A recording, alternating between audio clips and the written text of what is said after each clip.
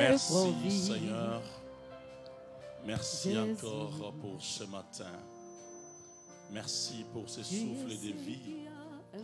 Merci pour ce moment si merveilleux que tu viens de nous accorder. Écoutez ta parole.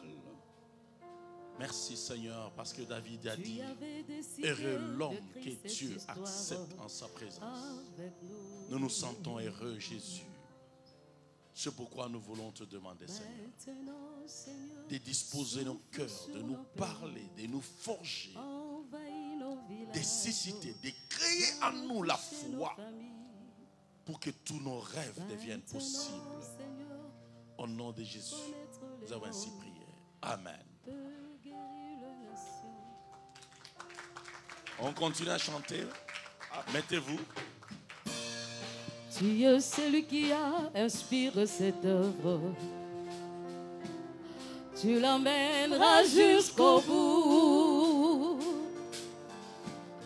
Tu avais décidé de créer cette histoire avec nous.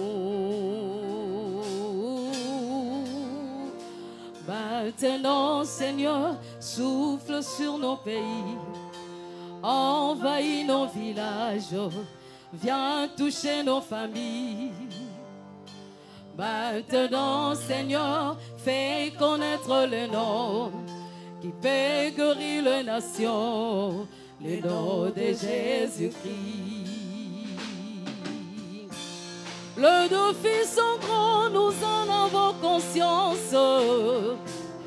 Tu le connais mieux que nous, Jésus. Mais nous voulons croire que rien n'est impossible. Saint-Esprit, nous demandons maintenant, Seigneur, souffle sur nos pays, envahis nos villages, viens toucher nos familles. Maintenant, Seigneur, fais connaître le nom qui peut guérir les nations, le nom de Jésus-Christ. Maintenant, Seigneur, souffle sur nos pays, envahis nos villages, viens toucher nos familles. Maintenant, Seigneur, fais connaître le nom qui peut guérir les nations, le nom de Jésus-Christ. Applaudissons très fort le roi des rois. Gloire à Dieu. Alléluia, gloire à Dieu. Amen. Nous sommes bénis ce matin, je le pense. Je le crois fermement. Amen. Puisque nous continuons à parler de la foi. Nous voulons continuer donc à parler de croire en Dieu. Cette expression qui est si répétée dans les Écritures, croire en Dieu, croire en Dieu, croire en Dieu. Plusieurs fois dans les évangiles plutôt, le Seigneur dit, si tu as la foi, si tu as la foi, il te sera faite selon ta foi.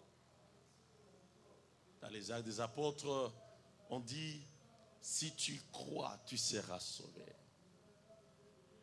Alléluia. On demande donc aux gens d'avoir la foi. Et on dit, si tu crois. Donc lorsque nous parlons de la foi, on ne peut pas s'imaginer avoir la foi sans croire. Donc il faut commencer par croire, afin de manifester la foi. Et quand on a la foi, on suppose que vous devez croire. Amen. Amen. Malheureusement, l'ennemi, pour le moment, il essaie d'égarer plusieurs personnes. Surtout quand on dit on va parler sur la foi, sur croire. Du coup, la personne s'est dit, mais ça, ce sont des enseignements élémentaires. Oui, c'est élémentaire, c'est vrai. C'est parmi les premiers rudiments de la parole du Seigneur, la foi. Mais malheureusement, beaucoup de gens ne savent pas bien croire. Et le diable est tout à fait content. Il leur dit, non, ça ce sont des petits enseignements. Pendant que le diable sait qu'il ne sait pas croire. Ces petits enseignements-là, il ne sait pas les pratiquer. Et je me suis rendu compte, pendant qu'on est en train de donner des grands messages, les secrets de la vie surnaturelle, les messages qui sont si grands aujourd'hui, on peut considérer. Et ces messages ne trouvent pas cette foi. Oh, c'est la base. Le diable dit, prêchez tout ce que vous pouvez prêcher. Mais moi, j'ai déjà cassé la foi, la base. C'est vrai, il est important de restaurer la base, de restaurer la foi. Comme ça, on peut continuer avec les autres messages de la vie surnaturelle. La foi, déjà, en soi, c'est surnaturel. Alors, il faut bien maîtriser la foi. Tu ne peux pas prétendre être un chrétien et ne pas avoir la foi, et surtout, et ne pas savoir comment exercer la foi. Il faut apprendre à exercer la foi. Beaucoup ont essayé, mais ils ont été en dehors de la pensée de Dieu parce qu'ils ont mal compris et mal pratiqué cette foi. Mal pratiqué ce qu'on appelle la croyance, la foi, croire. Ils n'ont pas su bien conjuguer les verbes croire. C'est pourquoi ce matin, nous voulons voir comme thème croire en Dieu et ses mystères.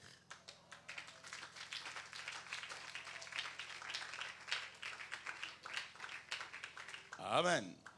Je me souviens, le Seigneur Jésus avait dit à ses disciples, lorsqu'ils ont contemplé le mystère ou bien le miracle que le Seigneur Jésus avait opéré devant cet arbre qui a séché,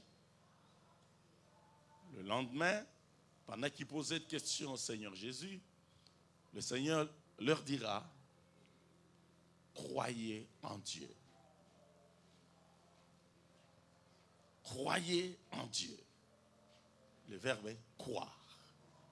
Croyez en Dieu. Alors il commence à expliquer les miracles. Comment il l'a fait.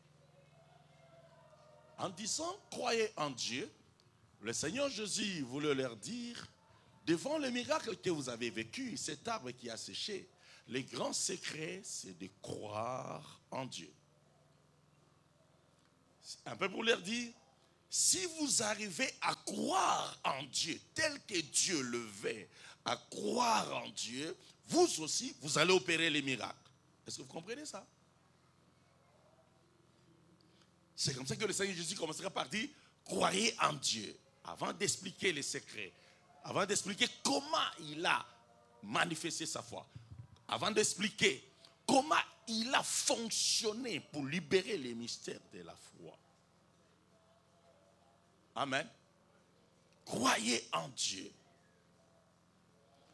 Donc, ce matin, le message a pour objectif de nous apprendre comment croire en Dieu.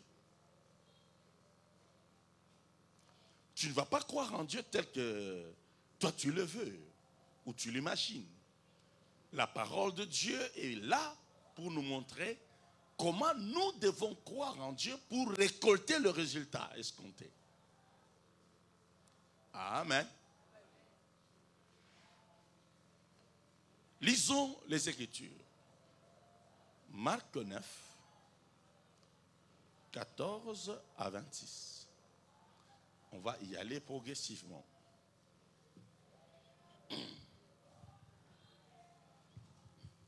J'ai lu au nom de Jésus, Marc 9, 14.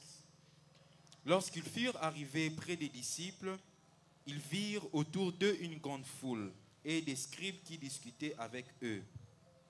Dès que la foule vit Jésus... Lorsqu'il arriva, il venait d'où? Il venait de faire la transfiguration. Après la transfiguration, Jésus retournait avec les 3 disciples, Jean, Jacques et Pierre, après la transfiguration. C'est alors qu'il va trouver ses disciples au pied de la montagne en train de discuter avec les gens. C'était un grand groupe de gens, un grand troupe de gens qui discutaient avec le disciple. Alors, le Seigneur Jésus va poser la question. Quand il va arriver, ces gens vont s'approcher pour le saluer. Et il va poser la question, mais qu'est-ce que vous étiez en train de discuter avec mes disciples? Il était curieux de savoir. L'un de ses disciples lui dira, voici, j'ai amené mon enfant qui a des esprits impurs pour qu'on les délivre. Mais tes disciples n'ont pas pu. Voilà, je vous mets déjà dans le contexte. Lisez. Verset 15. Dès que la foule vit Jésus, elle fut surprise et accourut pour les saluer. Il leur demanda, sur quoi discutez-vous avec eux? Un homme de la foule lui répondit, Maître, j'ai amené auprès de toi mon fils, qui est possédé d'un esprit muet. En quelques lieux qu'il les saisisse, il les jette par terre. L'enfant écume, grince des dents et devient tout raide. J'ai prié tes disciples de chasser l'esprit et ils n'ont pas pu. Race incrédule, leur dit Jésus, jusqu'à quand serai-je avec vous? Jusqu'à quand vous supporterai-je? Amenez-le moi. On le lui amena. Et aussitôt que l'enfant vit Jésus, l'esprit l'agita avec violence. Il tomba par terre et s'est roulé en équéminant. Jésus demanda au Père, combien y a-t-il de temps que cela lui arrive? Depuis son enfance, répondit-il. Quelle souffrance. Et souvent l'esprit l'a jeté dans le feu et dans l'eau pour les faire périr. Mais si tu peux quelque chose, viens à notre secours et aie compassion de nous. Une minute avant de continuer. Alléluia. Le Seigneur Jésus qui arrive, comme j'avais dit, il pose la question, on lui explique la situation. Et l'un des gens, parmi les gens du groupe, lui dit, j'ai amené mon fils qui a un esprit muet.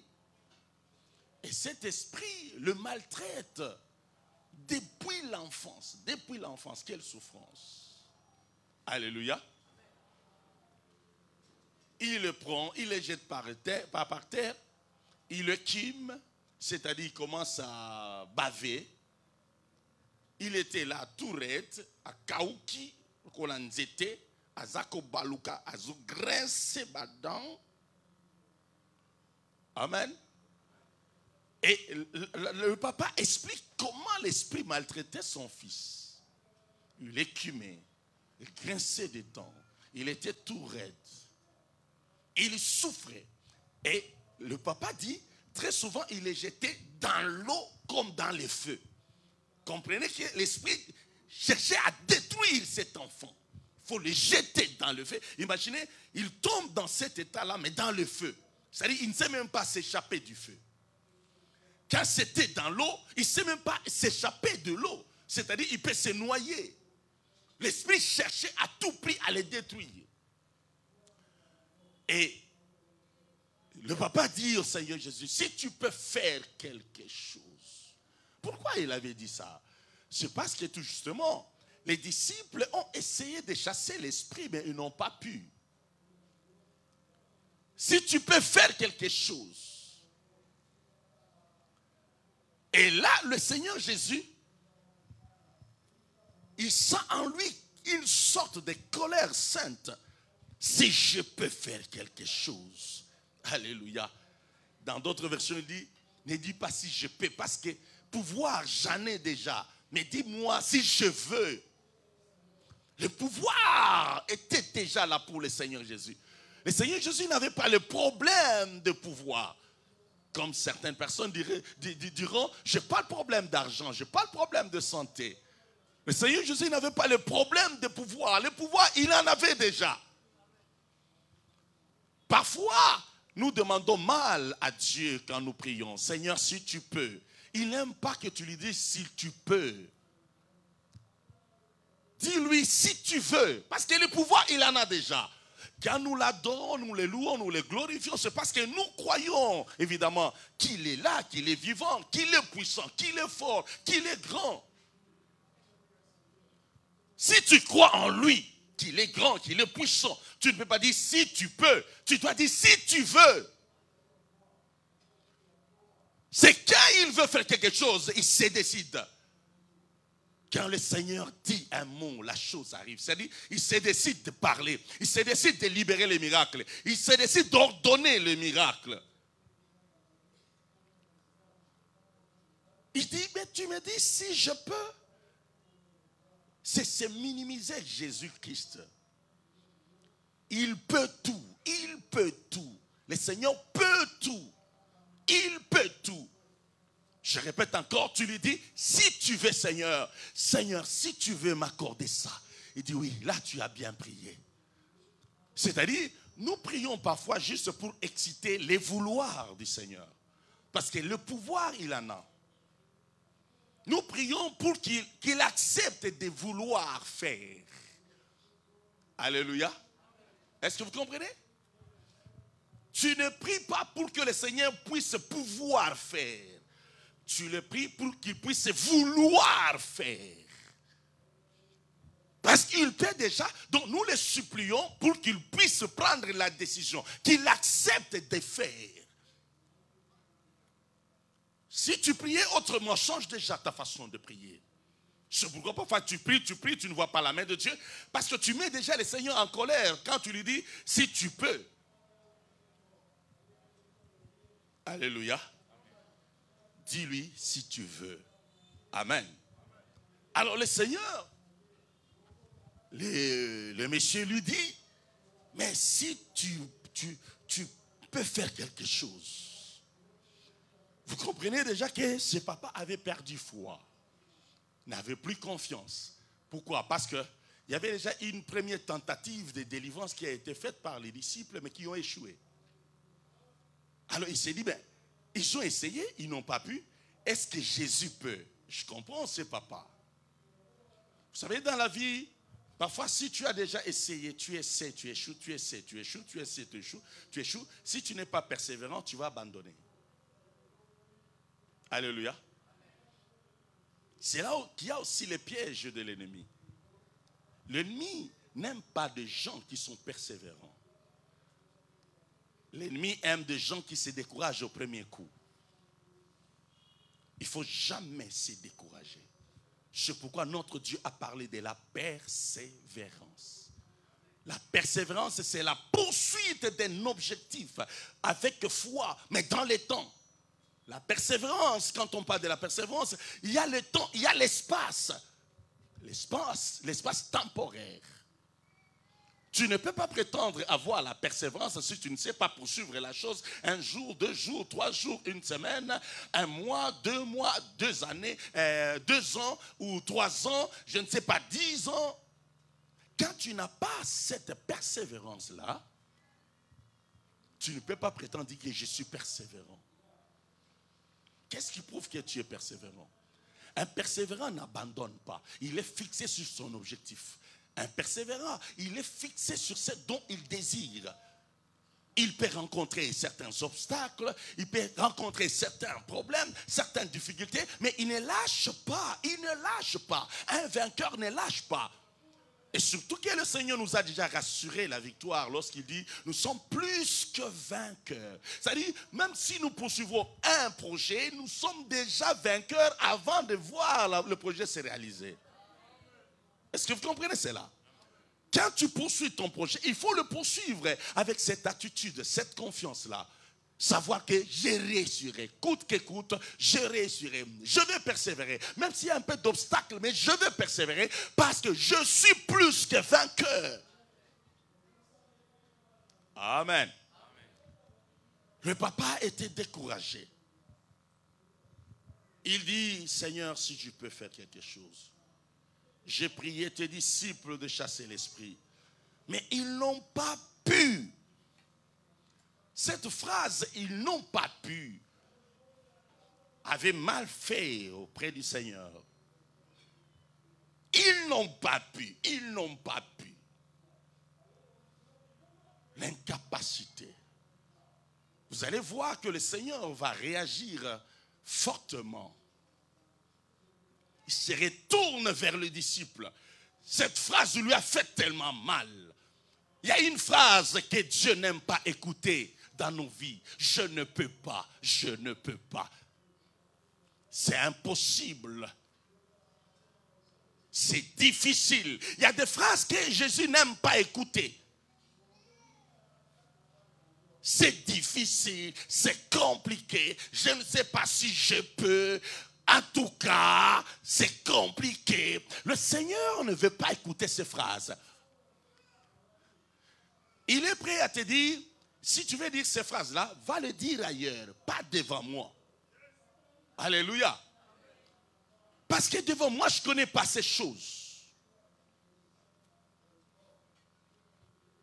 Du coup, le Seigneur était tellement touché, angoissé, il était gêné de voir quelqu'un qui parle de ses disciples que nous sommes, de voir quelqu'un qui bafoue l'autorité, l'honneur de ses disciples en disant, j'ai amené mon fils, mais ils n'ont pas pu. L'échec dans nos vies n'arrange pas notre Seigneur. Amen. Amen. Le Seigneur veut nous voir vainqueurs. Rappelez-vous, les jours où il a envoyé ses disciples 2 à 2. Ils sont allés, ils ont opéré des miracles, ils ont chassé les démons, ils ont fait des miracles de toutes sortes. À leur retour, ils ont fait rapport. Et dans leur rapport, ils ont dit, Seigneur, si tu étais là, tu allais voir les miracles. On a chassé les démons, on a prié, les malades étaient guéris. La Bible dit, le Seigneur Jésus fit tressaillir dans son esprit, la joie. Le Seigneur aime nous voir vaincre, avoir le succès, avoir la réussite, avoir la victoire, avoir le règne sur les forces du mal, avoir la domination et la supériorité. Lorsqu'on le manifeste, ça fait la joie de notre Seigneur. Mais tu ne peux pas le manifester sans la foi. Tu ne peux pas vivre ces choses sans la foi. Tu ne peux pas régner, tu ne peux pas dominer sans la foi. La foi, c'est la base. Amen. Amen. Alors, le Seigneur se retourne vers ses disciples. Écoutez. Il leur dit, race incrédule. Race quoi? Incrédule. La race des non-croyants. La race, quand on dit incrédule, incrédule signifie manque de croyance, manque de foi. La race de ceux qui n'ont pas la croyance. Amen. Quand on dit qu'ils n'ont pas la croyance, on est dans le verbe déjà croire. Ok? Et qu'est-ce que signifie le verbe croire? Comme ça, tu vas bien comprendre pourquoi ils étaient la race incrédule. Donc le Seigneur dit, mais vous devez faire des choses, vous devez déjà être des maîtres. Comment vous n'arrivez pas à chasser cet esprit? Race incrédule. Vous savez, nous sommes dans la Bible, nous sommes plutôt dans l'église. Il ne suffit pas de se dire, je vais à l'église, je suis tout le temps à l'église, tout le jour je suis à l'église. Il ne suffit pas de se contenter de dire, je suis à l'église tout le jour. Amen. Ses disciples étaient avec Jésus. Mais ce jour-là, le Seigneur va le taxer de race incrédule. Les gens qui manquent la foi. Pourquoi ils étaient incrédules? Pourquoi? Parce que c'était des gens qui ont vécu déjà le miracle, qui ont déjà écouté la parole de la foi, qui ont vécu certaines choses avec le Seigneur, qui ont palpé certains miracles avec le Seigneur. Alléluia. Vous savez, quelqu'un qui a déjà entendu le miracle, qui a déjà vu, écouté les témoignages des autres et qui ne croit pas jusqu'aujourd'hui, c'est vraiment une race incrédule. En réalité, le terme incrédule est approprié non non vraiment pour le païen, mais pour le croyant, pour les chrétiens qui, malgré tout le temps qu'ils ont vécu de témoignages, qu'ils ont vécu de miracles, ils ont vécu la main de Dieu, mais malgré toutes ces choses-là, à un moment, ils ont toujours du doute. Race incrédule. Vous allez voir dans d'autres versions, on dit, vous qui devriez être des maîtres, c'est-à-dire, vous avez déjà connu des secrets, vous avez vu des choses. Ce matin, il y a des gens, malgré les témoignages de certaines personnes, malgré même ce dont le Seigneur a fait dans ta vie, tu continues toujours à douter. Et quand tu es comme cela, à un moment tu as un peu de foi, à un moment tu tombes. Pose-toi la question si tu n'es pas aussi dans le rang de ce qu'on peut appeler la race incrédule.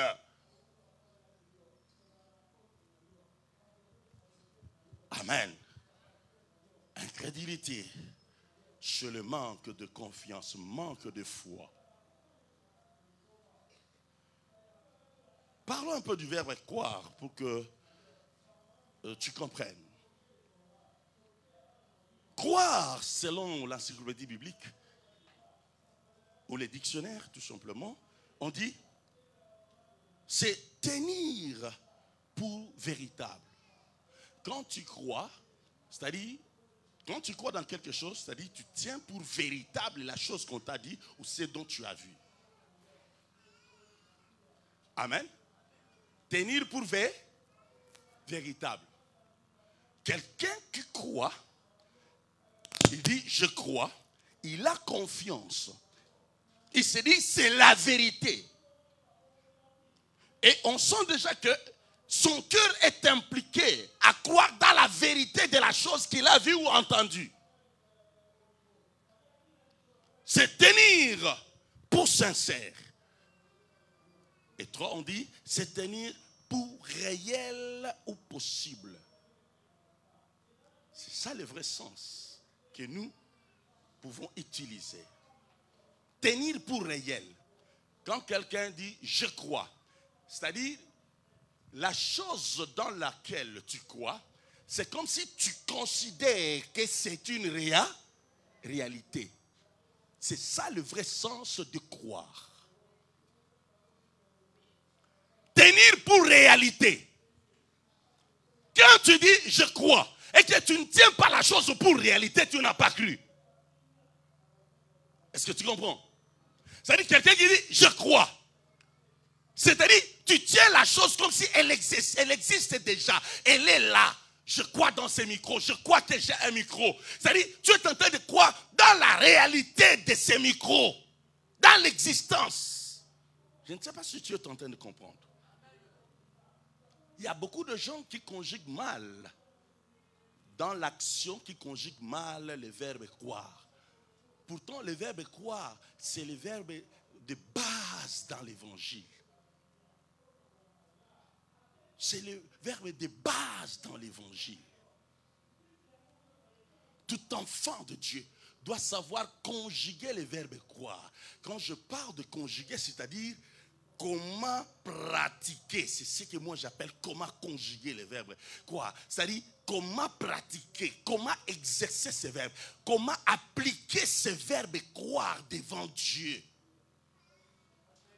Je vous dis, croire, c'est tenir pour réalité, pour possible. C'est-à-dire la personne qui dit je crois, il se dit c'est déjà possible. Il dit croire, je crois que c'est réel. Il a dépassé les niveaux d'imaginer tout simplement, mais il commence à considérer l'effectivité de la chose. Amen. Amen.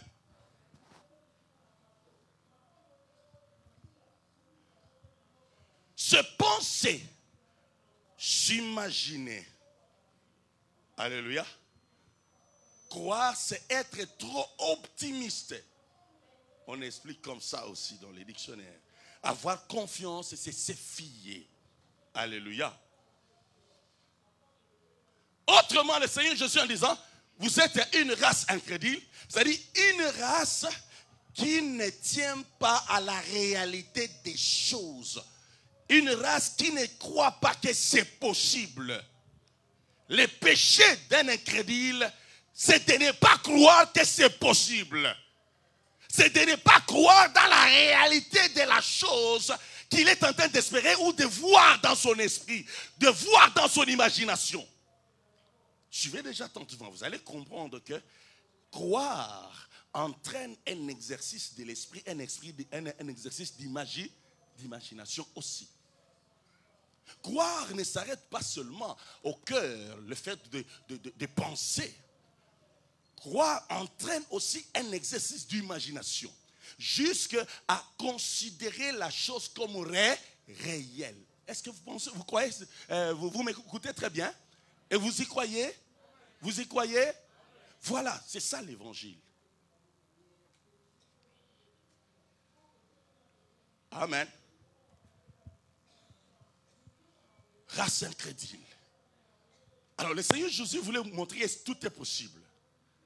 Si vous avez échoué, le Seigneur Jésus dit, moi je vais pratiquer la chose qui va changer la situation. Avant de pouvoir se tourner vers l'esprit impur, il parle d'abord, il reproche ses disciples. Après avoir reproché les disciples, il se tourne vers l'adversaire, les démons, et il lui parle. Amen. Lisez.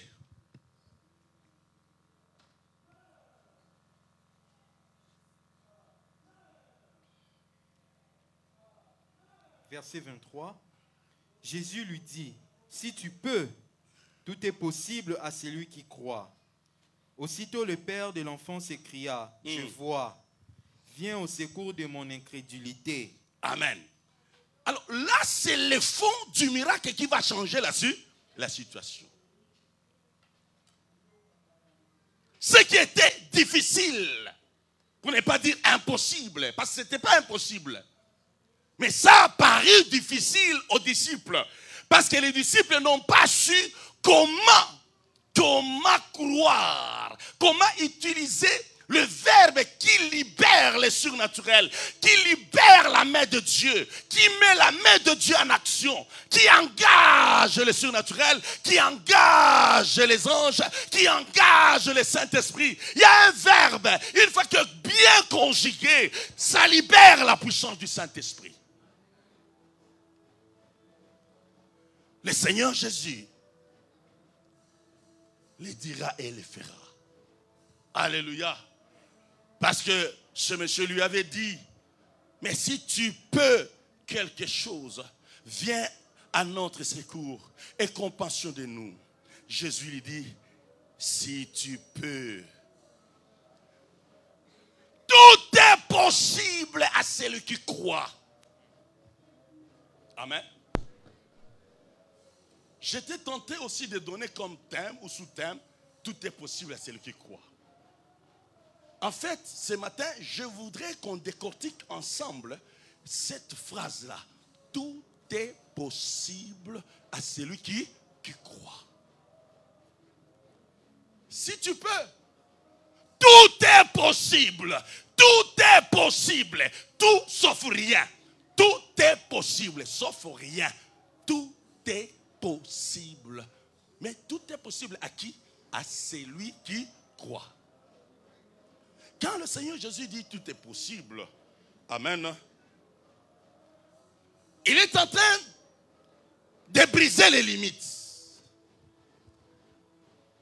Il voulait dire déjà à l'avance que si tu as les secrets, si tu peux comprendre comment libérer la puissance de Dieu par la foi,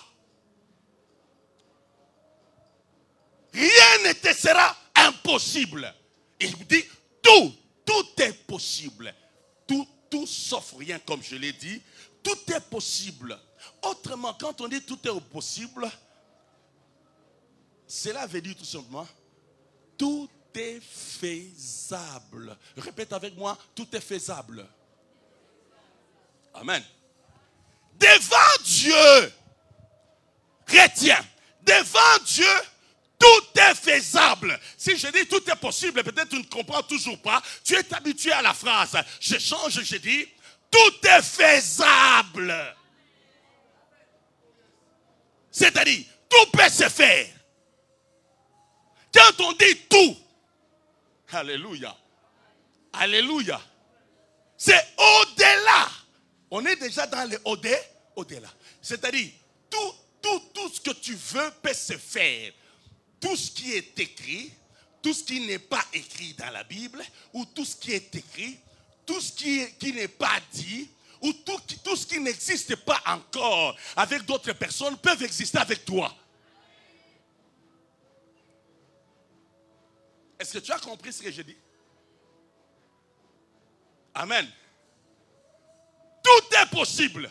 Je voudrais te dire, le tout est possible ouvre la voie de l'accomplissement de toutes choses sans limite. C'est là où on dit, Dieu agit au-delà de nos pensées et de nos paroles. Au-delà de ce que nous demandons dans la prière ou dans la parole ou par la parole, par des déclarations. Au-delà de tout ce que nous demandons et ce que nous pensons. Pourquoi? Parce que le champ est ouvert. Le champ de la possibilité est ouvert. Le champ de la faisabilité est ouvert. Ça n'a pas de limite. Amen. Je vais te dire en termes clairs. Le Seigneur ne peut pas faire seulement ce qui est écrit dans la Bible. Je te choque? Le Seigneur ne peut pas faire seulement ce qui est dans la Bible. Ne limite pas Dieu par rapport à ce qui est écrit dans la Bible. Je suis en train de te dire, le Seigneur peut faire des choses au-delà de ce qu'il a écrit dans la Bible. Il peut aussi le faire.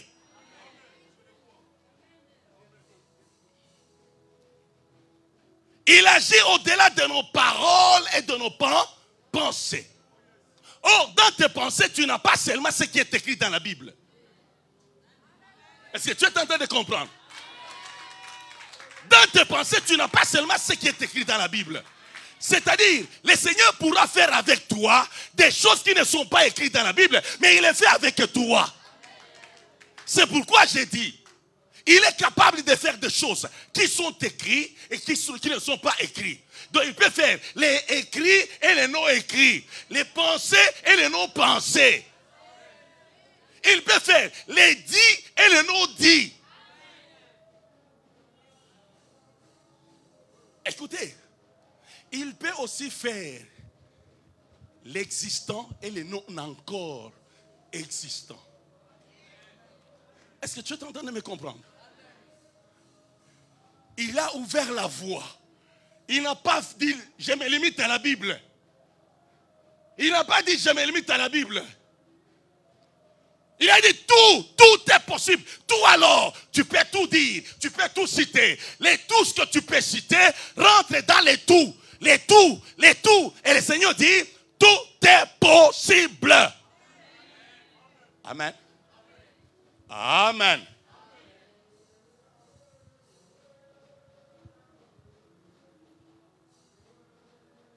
Alors, si tout est possible, je vais voir quelqu'un qui croit que c'est possible. Dis c'est possible. Amen. Ainsi donc, le premier verbe ou le premier vocabulaire, pour bien dire, le premier vocabulaire d'un croyant doit être tout est possible. Ça doit être quoi? Tout est possible. Comme un bébé ou un bébé qui commence à parler, il commence avec maman, peut-être papa, entre les deux. Et dans la foi, le premier mot que nous devons citer dans la foi, c'est possible. Possible. Quand tu veux commencer à parler dans la foi, tu dois dire possible. Est-ce que tu as déjà dit possible? Je voudrais voir quelqu'un qui croit que c'est possible. Je voudrais voir quelqu'un qui dit c'est possible. Oui, c'est possible parce que Dieu est tout puissant. C'est possible parce que Dieu est vivant. C'est possible parce que Dieu est derrière sa parole pour l'accomplir. C'est possible parce que Dieu dit la vérité toujours. C'est possible parce que Dieu est fidèle. C'est possible parce qu'il est le tout puissant. C'est pourquoi ton vocabulaire le plus aimé, ça doit être possible. Possible. Répète avec moi, possible. Dis c'est possible. Dis c'est possible. Dis encore c'est possible. Et rajoute, il peut tout faire. Même au-delà de ce que je pense. Tu lui dis même au-delà de ce qui est écrit dans la Bible. Amen. Amen. Je vous avais donné quelques exemples de gens dans la Bible qui ont vécu des miracles qui n'étaient pas souples, de manière souple écrits dans la Bible. Il y a eu des gens qui ont vécu ces choses. Cette femme-là, j'aime toujours donner cet exemple. Cette femme qui coulait le sang pendant 12 ans. Elle dit, si je puis seulement toucher la robe de Jésus, je serai guéri. Je pose toujours la question, qui lui avait dit que si tu touches la robe, tu seras guéri? Amen. Qui lui avait dit ça? Et c'est Dieu qui lui avait dit. Et c'est Jésus qui lui avait dit. Tu vois comment Dieu peut agir au-delà de nos paroles et de nos pensées. Le Seigneur utilise la pensée, utilise la conviction. Il consomme notre conviction. Lorsque tu crois tellement dans quelque chose et tu en as la conviction, le Seigneur va exploiter cette conviction. Il opère des choses qui ne sont pas écrites dans la Bible, mais il les fait pour toi seul. Dis à ton frère, je peux vivre des miracles que tu n'auras jamais à vivre.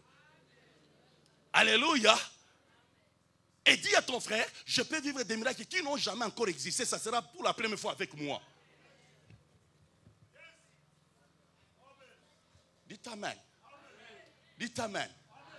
Je suis en train de voir, je suis en train de chercher quelqu'un qui est en train de bouillonner, dont sa foi bouillonne encore. Dont sa foi bouillonne encore. Amen. Donc, on nous ouvre les champs des miracles. On nous ouvre les champs de tout est possible. Alors pose-toi la question, mais pourquoi toi tu dis c'est difficile? Pose à ton frère la question, ta soeur la question. Dis, pourquoi tu crois que c'est difficile? Dis-lui, qu'est-ce qui est difficile? Et par rapport à qui?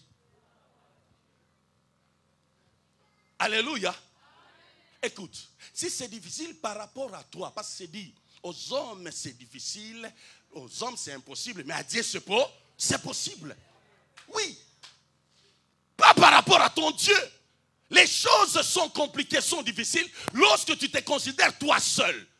Le vendredi, je vous avais dit, devant ton problème, recule, fais passer Dieu. Les forts, les puissants qui passent devant toi. C'est lui qui est capable de transformer quoi? Ta situation. Devant un problème, devant quelqu'un qui t'attaque, tu cherches un homme fort que toi. L'homme le plus fort que toi, c'est Dieu. À lui, tout est possible. Alléluia. Alors quand il y a une situation qui va te troubler, tu dis, Seigneur, je recule. Mais je me cache derrière toi. Moi, je crois dans ta puissance. Toi, tu peux vaincre. Alléluia. Tu te caches derrière la puissance de Dieu. Cache-toi derrière la puissance de Dieu. Tu verras que ta situation deviendra possible. Alléluia. Ton rêve deviendra possible. Amen. Et le plus grand secret dans tout ça, c'est quoi? Pour que tout devienne possible. Il y a quelque chose qui rend tout possible. Il y a quelque chose qui rend tout possible. Tout est possible. Et on l'a dit, à qui? À qui? Alléluia. Si c'est possible, commence à dire tout ce que tu peux rêver. Amen. Vous savez, quand je te dis, demande un avion à Dieu. Toi-même, tu te dis déjà, ah, pasteur Oyoté. Parce que tu es en train de te mesurer, de mesurer ta demande par rapport à ta situation, à tes faiblesses à toi. Tu oublies que tu as un grand Dieu. Ne demande pas les choses par rapport à toi. Demande les choses par rapport à ton Dieu. Crois aux choses par rapport à la puissance de ton Dieu. Amen. Amen. Et si tu veux que ça marche, le Seigneur te dit, tout est possible. Tu peux demander un avion, tu peux demander je ne sais pas quoi. Tu peux tout demander, tout. On a dit tout alors. Amen. Ngayo na obana nini? Ngayo na obana nini? Na famille nga na zali États-Unis, na rêvé États-Unis. Tu te limites déjà, tu tombes. Déclassé. Il y a des gens qui se déclassent déjà dans la liste des bénédictions. Tu te déclasses toi-même. Pendant que Dieu ne t'a pas déclassé, mais toi-même tu te déclasses. Tu dis Seigneur, ngana mulongo, tu es en train de ranger ngana ngaite. Kota na ranger wana. Parce que ça yom toko salate. Ezanani Zambe, le tout-puissant moutako sala. Alléluia. C'est le tout-puissant qui fait la démonstration de la foi. Toi, tout ce qu'on te demande pour encourager Dieu, pour donner du tonus, du courage à Dieu afin d'agir en ta faveur, il te dit, tout ce que moi je te demande, c'est de croire. Et il va plus loin. Il dit, crois comme un petit enfant. Pourquoi on a dit, tu dois croire comme un petit enfant? Parce que les gens, les adultes, ont déjà un raisonnement qui tourne. Mais les enfants n'ont pas encore de capacité pour réfléchir assez. C'est comme ça que les enfants, on dit, le royaume de Dieu appartient aux petits enfants. Quand tu veux vivre la gloire du Seigneur, tu dois réagir comme un petit enfant. Un petit enfant, on lui dit, ne pleure pas, calme-toi, on va aller à la foire, à la Fikine. Ah, foire. L'enfant ne se dit pas, nous sommes en quelle période? Et ce sont les vacances. La foire, c'est en quelle période? L'enfant ne se pose pas de questions. L'enfant s'arrête à ce que tu lui as dit, on va aller à la foire. Que ce soit en janvier, en mars, en avril ou en juillet, je ne sais pas, en août, l'enfant croit. Même si c'est en décembre, l'enfant croit. Mais c'est lui qui est plus âgé quand tu lui dis, hey, on va aller à la foire. Il te dit, oh, foire c'est Fungwami. Alléluia. Parce qu'il lui connaît en quelle période on doit libérer la foi. C'est là. Quand tu as trop de raisonnements, tu bloques la machine du miracle. Le miracle n'aime pas des gens qui réfléchissent scientifiquement. Cesse avec les raisonnements scientifiques. Crois comme un petit enfant. Crois seulement. Quand la Bible dit crois seulement, ne cherche rien d'autre, crois seulement. Amen. La chose donc qui appelle le miracle, qui change les difficiles en possible, c'est dont les hommes peuvent considérer comme impossible. Impossible. La chose qui change, c'est ces mystères-là, croire. Le Seigneur Jésus dit, tout est possible à qui? Tout est possible à qui? Tout est possible à qui? Et une fois de plus, tout est possible à celui qui croit. C'est tout. Maintenant, parlons un peu de croire. Amen. Donc, autrement, on peut comprendre que la chose qui fait que l'invisible devient réalité, c'est quoi? C'est quoi? Croire. Donc, c'est une phrase qui est, c'est un verbe qui est plus que magique. Est-ce que vous comprenez ça? C'est plus que le fétiche. C'est plus que la magie. Tu crois seulement et la chose arrive. Et tout se passe où ça? Dans ton cœur, dans ton esprit, dans tes pensées. Donc c'est-à-dire, il suffit de bien fonctionner, de bien penser, de bien croire, et tu appelles ton miracle. Donc, croire, c'est un verbe puissant. Ça a la puissance de transformer l'invisible en visible. Croire, c'est un grand mot. Dans les Écritures et dans la foi, croire, c'est un grand mot. Mais qu'est-ce que signifie croire? On va définir croire. Amen. Pour émettre sur les mêmes hauteurs d'onde que Dieu, il faut comprendre les choses comme Dieu. Amen. Pour avoir le même langage, la même pensée, avoir le même fonctionnement que Dieu, il faut comprendre les choses de la même manière que Dieu. Il faut comprendre les choses dans le langage de Dieu. Quand Dieu dit croire, il y a quelque chose qui les sous-entend. Et la chose que Dieu sous-entend, peut-être ce n'est pas nécessairement que la chose à laquelle toi tu penses. Déjà, si vous n'avez pas le même entendement avec Dieu, c'est-à-dire pendant que Dieu te dit, crois seulement, je vais faire les miracles, toi tu pratiques autre chose. Et les miracles ne viennent pas. Mais si tu le fais tel que Dieu le veut, les miracles vont s'opérer. Abraham a été appelé le père de la foi. Si la chose que j'ai demandé, quand tu dis j'ai déjà réussi, là tu as cru. Il y a quelqu'un qui m'a compris? Il y a quelqu'un qui m'a compris? Je dois clôturer.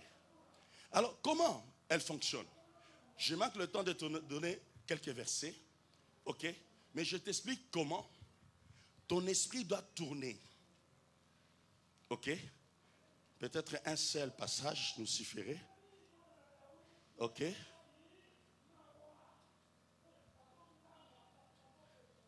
Matthieu 21, verset 21.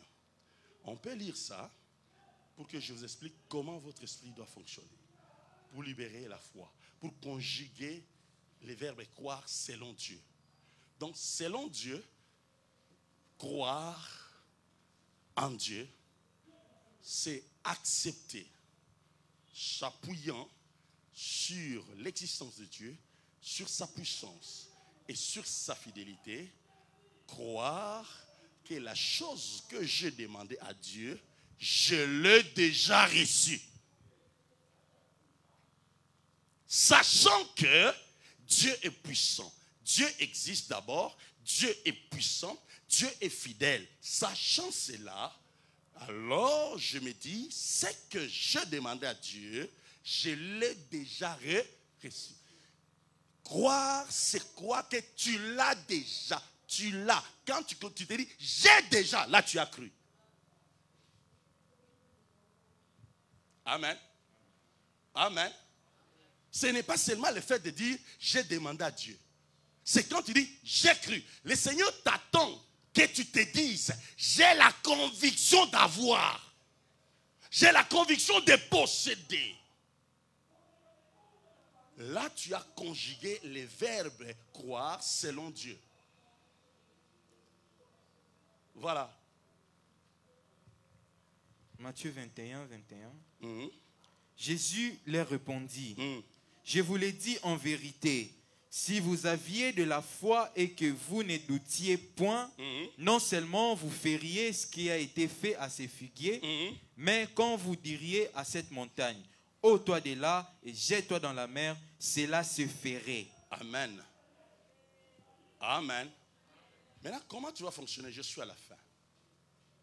Il y a presque 5 étapes pour bien croire et libérer les miracles. Première étape, quand tu pries. Première étape, je vais citer comme ça, sans trop expliquer. Première étape, quand tu pries, tu demandes à Dieu. C'est-à-dire, c'est le même principe. Soit tu fais une déclaration, soit tu pries, c'est le même principe. Que tu fasses une déclaration, je déclare au nom de Jésus.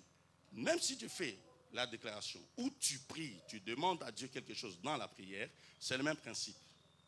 Pendant que tu es en train de prier, la première des choses, tu dois voir l'image de la chose que tu demandes. Tu me suis? Tu m'as compris? C'est pourquoi Dieu, pour encourager la foi d'Abraham, pour forger la foi d'Abraham, il lui a donné les images. La manière dont il devait le bénir, il lui dit, je vais te montrer ça par les étoiles. Je vais te montrer cela par les sables. C'est parce qu'Abraham, quand il priait, il demandait maintenant la postérité, son fils. Il voyait déjà autant des enfants comme les étoiles. La vraie foi, pour bien croire, tu dois avoir l'image de la chose dont tu as besoin. C'est pourquoi il ne faut jamais être distrait. C'est pourquoi nous fermons les yeux quand nous prions. C'est pour éviter la distraction. C'est pour que nous soyons fixés sur la chose que nous demandons. Ça va? Donc, première étape, tu dois voir l'image de la chose. Amen.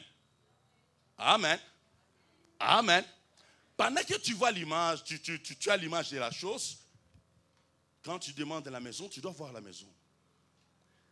Il ne faut pas dire, donne-moi une maison. Suivez-moi attentivement. Donne-moi une maison.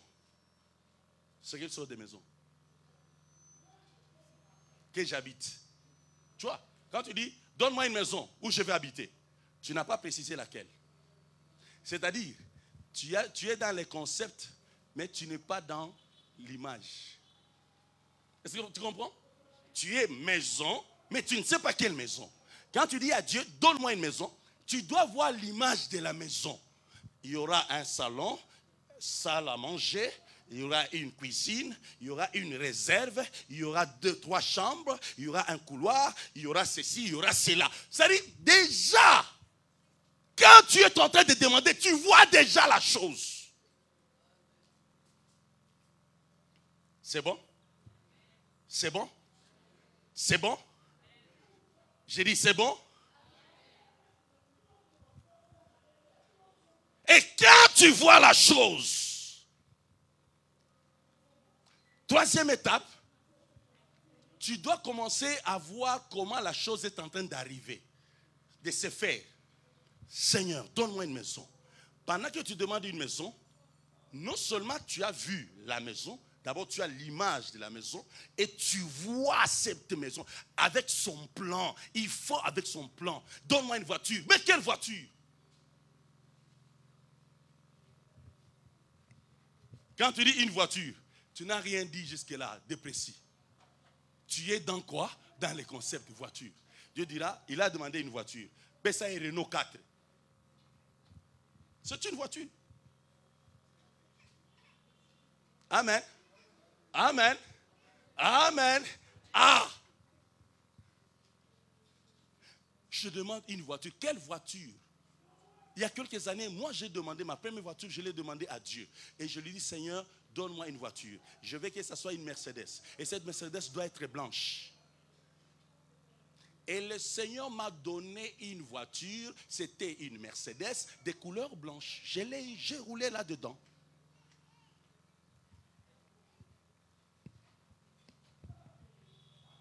Tu comprends? C'est-à-dire, quand je priais, je voyais déjà. Je le sentais. Amen. Je voyais que la chose arrivait. Tu dois sentir que la chose fait quoi? Fait quoi? Arrive. C'est un grand verbe dans la croyance. Quand ta foi ne croit pas à ce que la chose arrive, c'est-à-dire elle est encore loin. La chose est encore loin. Tu dois te dire, ça arrive, ça arrive, ça arrive. Tu dois sentir. Tu vois la chose et tu sens que ça s'approche de toi. C'est comme si vous êtes en train de faire un mouvement, deux mouvements à la fois. C'est-à-dire, toi tu avances et la chose avance vers toi. Cela arrive, cela arrive, cela arrive, cela arrive. Amen. Et quand tu la vois venir, tu dois la sentir. Quatrième étape. Amen. Amen. Amen. Je vais clôturer bientôt.